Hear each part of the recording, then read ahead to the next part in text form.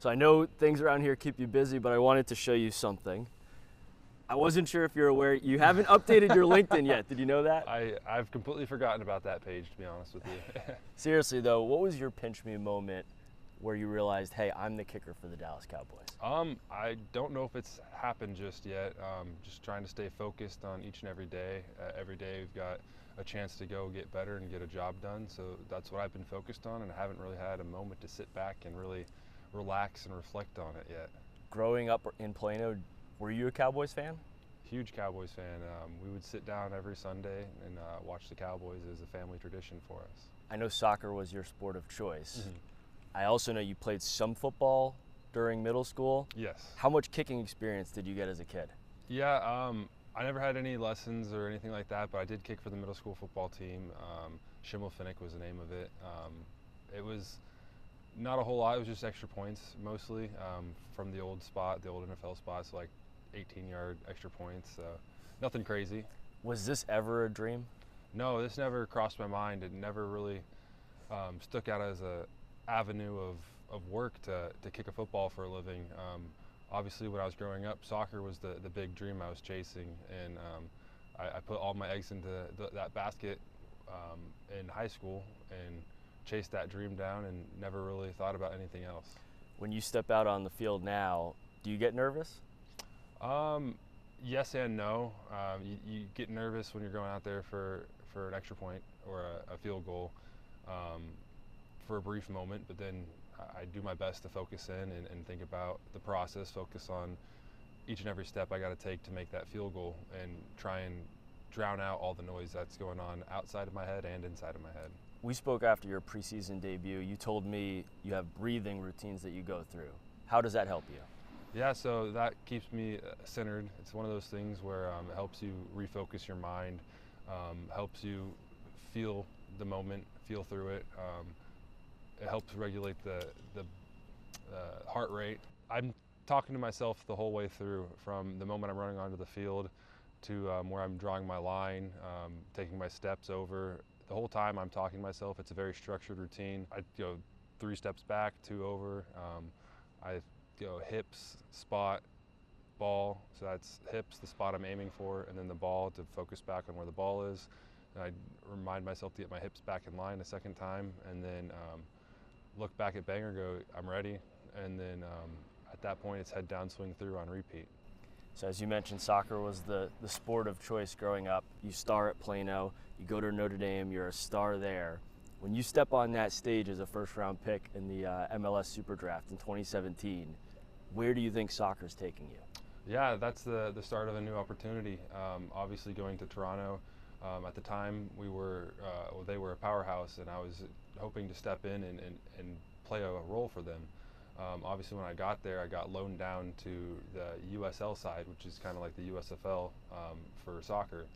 And that was disappointing, but it was an opportunity to get some minutes. When you're coming into a championship caliber side, you're competing with a lot of big names, big personalities, guys that have been there and done that for a while. So the coaching staff took a more developmental role for me. They saw, okay, we have guys that can do your job currently. Go out and get some minutes and learn what it's like to be a professional athlete. And at that point, things kind of started to change. Draft day, you're standing on that stage. Like, what are the ultimate dreams? Yeah, obviously the ultimate dream of all soccer players is getting to the World Cup, go out there and represent your country. So that was my goal for soccer, something I never fully reached, but obviously another goal was to make it into the MLS, which I did. 2 years later, though, you're retired from pro soccer. What went wrong? That first stint in the MLS with Toronto, I probably wasn't mentally prepared, maybe shied away from the moment, played a little scared, didn't put my best foot forward, and first impressions mean a lot. So that first preseason game I played in, I got burned once and got a little bit nervous and scared on the field, and I think that kept me from showing exactly the type of player I was. And maybe given myself more time and another opportunity, maybe I could have worked through those things. But I think I have worked through those mental hurdles to get to where I am today for football. You get your shot in the USFL. You win back-to-back championships there. Did you reach out to the Cowboys, or did they reach out to you? No, they reached out to me.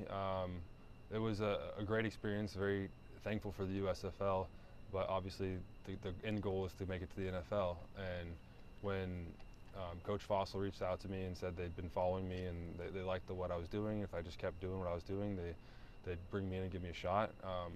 That blew my mind and pushed me to work a little bit harder. What did that moment mean, realizing you had your NFL shot? Yeah, at that point, just having teams reach out meant the world. It meant I was on track. It meant this could actually happen.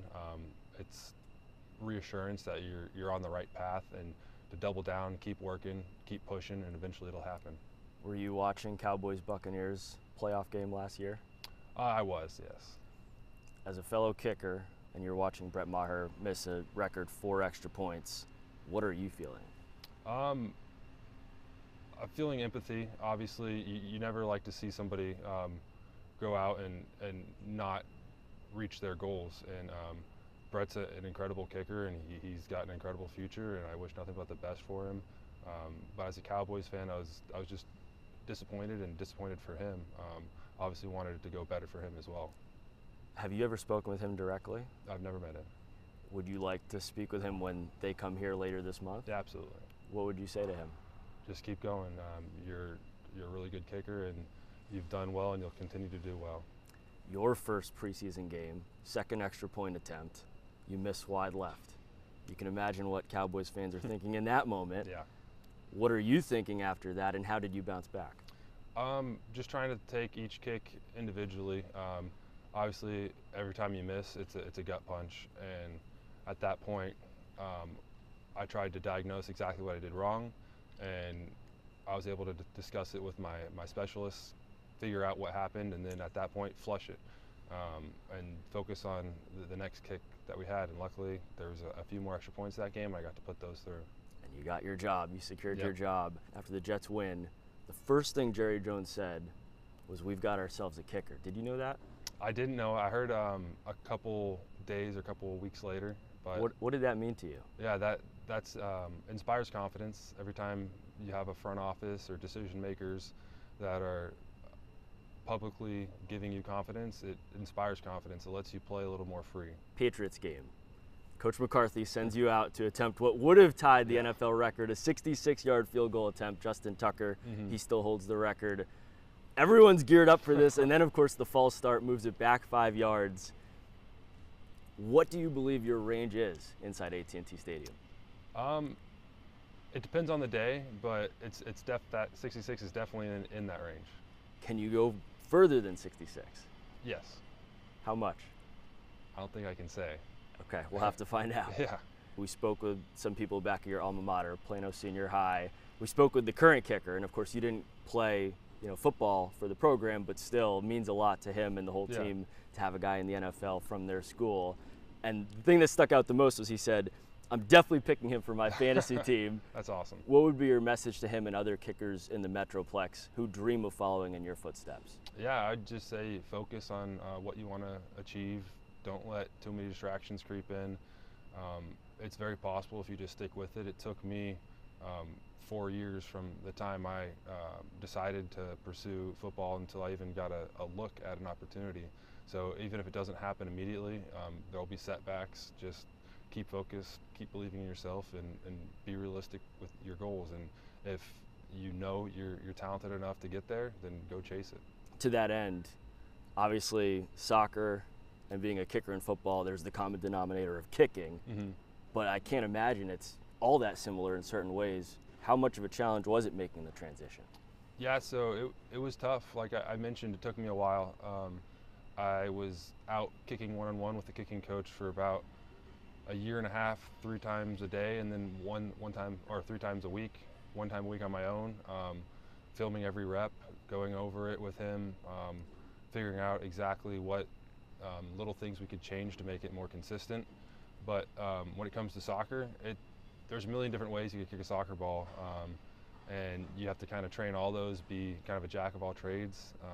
But when it comes to football, you're doing the same thing over and over and over again, and the sweet spot's it's a lot smaller, a lot less forgiving, and you're obviously aiming for a smaller target most of the time. So and everyone can see when you've not done your job pretty easily. So it's just the mental aspect that's a little tougher. Finally, you're wearing it on your shirt. Carpe Omnia, sees everything. We all know the ultimate goal for this franchise. Have you thought about the possibility that ending this 27-year Super Bowl drought that has tortured Cowboys fans all over the world could come down to you? No, I don't think about that.